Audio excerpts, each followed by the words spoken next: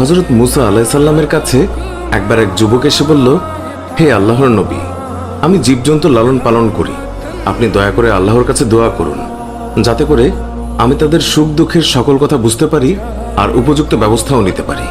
যুবকটির কথা শুনে মুসা আলাইহিস সালাম বললেন, সাবধান, এর থেকে বিরত থাকুন, এর মধ্যে অনেক বিপজ্জনক ব্যাপার স্যাপার লুকিয়ে আছে যা আপনি সহ্য করতে পারবেন না।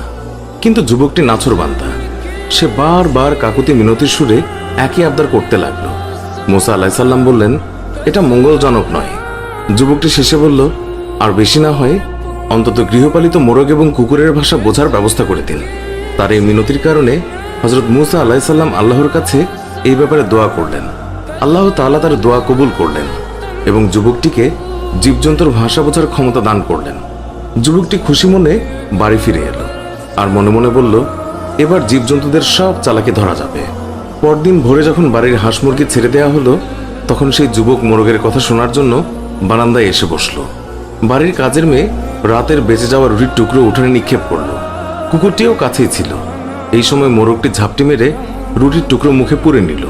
কুকুরটি প্রতিবাদের সুরে মোরগকে বলল, রুটির টুকরো আমার ভাগে ছিল, তুই নিয়ে গেলি কেন? উত্তরে মোরগ বলল, একটু সবুর করো, অবস্থার দ্বারা বুঝতে পেরেছি কালকেই আমাদের মনিবের সুন্দর ঘোড়াটা মারা যাবে, তখন তুমি মজা করে তার গোশত খেতে পারবে। বারান্দায় বসে থাকা যুবক মোরগের কথা শুনে চিন্তায় পড়ে গেল। তারপর লোকসান এড়ানোর জন্য ঘোড়াটি বাজারে নিয়ে বিক্রি করে দিল। পরদিন ভোরে আবারও যখন উঠোনে রুটির টুকরো ছড়ানো হলো, তখন মোরগটি সঙ্গে সঙ্গে তা লুফে নিল। কুকুরটি সেদিনও বঞ্চিত হয়ে রাগ করে মোরগকে বলল, ধোকাবাজ কোথাকার, কালকে রুটি নিলে, আজকেও নিয়ে গেলে, কই ঘোড়া তো মরল না, বরং মালিক তা অন্যখানে বিক্রি করে দিয়েছে। জবাবে মোরগ বলল, ঘোড়া সত্যিই মরেছে, তবে অন্যখানে। অধৈর্য হয় না, ব্যবস্থার দ্বারা জেনেছি কালকে মনিবের উটটি মারা যাবে, তখন তুমি মজা করে ইচ্ছে মতো খেতে পারবে।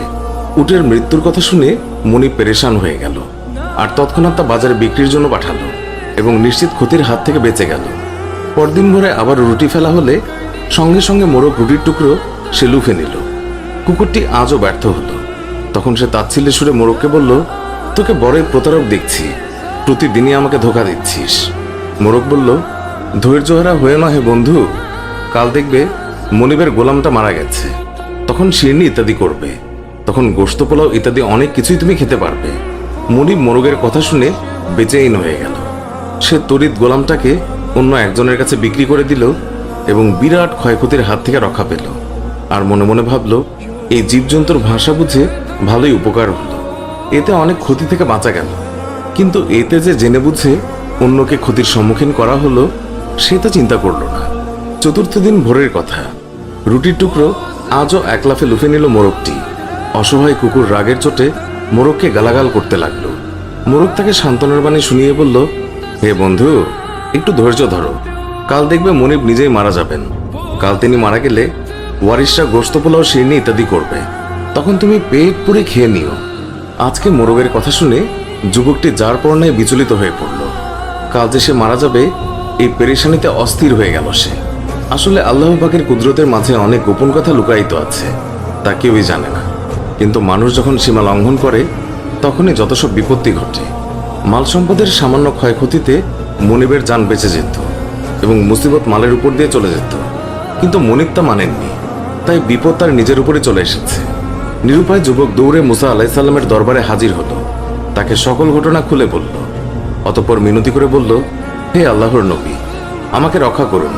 মুসা আলাইহিস সালাম বললেন, আমি তো আগেই বলেছি এই বিষয়টি আপনার জন্য মঙ্গলজনক হবে না। আপনি কেমন স্বার্থপর, শুধু নিজের স্বার্থ দেখলেন, অপরের ক্ষতি দেখলেন না। নিজের ক্ষতির কথা ভেবে সব বিক্রি করে দিলেন, অথচ সে যে ক্ষতির মধ্যে পড়তে যাচ্ছে সেটা বিবেচনায় নিলেন না। এই জন্য বিপদ আপনার উপরে চলে এসেছে। এখন নিজেকে অন্য কারো কাছে বিক্রি করে দিন, তাতেই তো ভালো, এতে অনেক অর্থকরী এবং ধন সম্পদ লাভ হবে।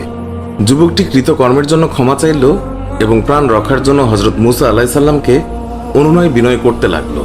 মুসা আলাইহিস সালাম বললেন, দেখুন, কামান থেকে গুলি বেরিয়ে যাওয়ার পর তাকে আবার ওই কামানে ঢোকে? কখনো না। আপনার মৃত্যু অবধারিত হয়ে গেছে, এর থেকে আপনার রেহাই নেই। তবে আমি আপনার জন্য ইমানের সাথে মৃত্যুর দোয়া করছি। হযরত মুসা আলাইহিস সালামের কথা শেষ না হতেই যুবকটির শারীরিক পরিবর্তন শুরু হলো। একবার বমিও হলো, তার শরীর নিস্তেজ হয়ে আসছিল।